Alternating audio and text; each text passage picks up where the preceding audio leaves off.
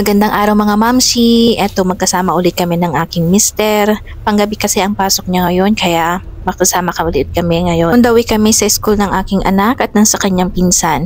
Kapag walang pasok ang aking asawa ay magkasama talaga kami at binibigyan talaga namin ng time na magkasama kaming dalawa. So dito na kami sa school ng aking anak.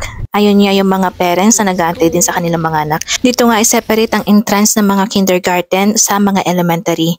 Ito ang aking hawak pala ng mister ko ay yung first project na gagawin namin as a family sa school ng aking anak sa classroom nila.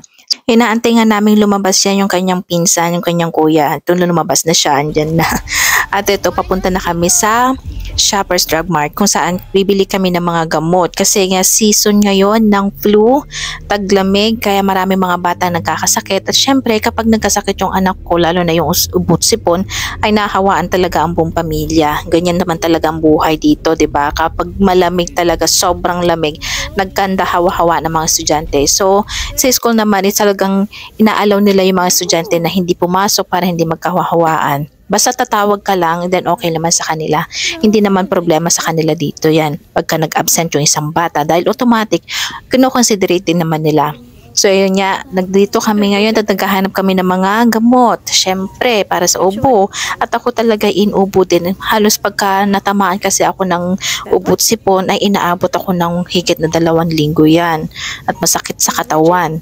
Pero ito ngayon anak ko dahil gusto rin niya magkaroon ng treats kasi sabi niya, Mama, gusto kong pumunta ng McDonald's pero hindi naman dapat lagi-lagi na nagma-McDonald's sila kasi every Friday yan, minsan.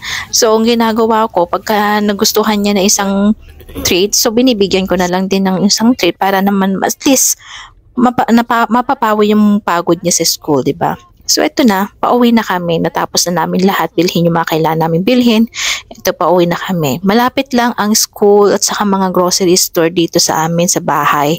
Kaya maganda rin naman na na malapit lang sila sa amin.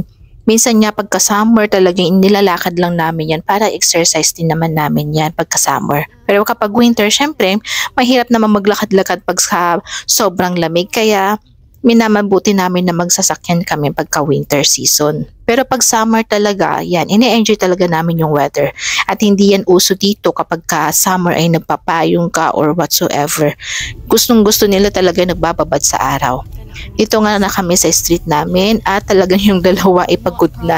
Yan, halatang halata naman na gusto nila talaga magpahinga. Pero Friday naman ngayon, kaya binibigyan din namin sila ng chance na makapag screen time. So yun, dito na kami sa bahay at salamat po sa inyong pasama sa amin, sa aming vlog ngayon. Thank you so much.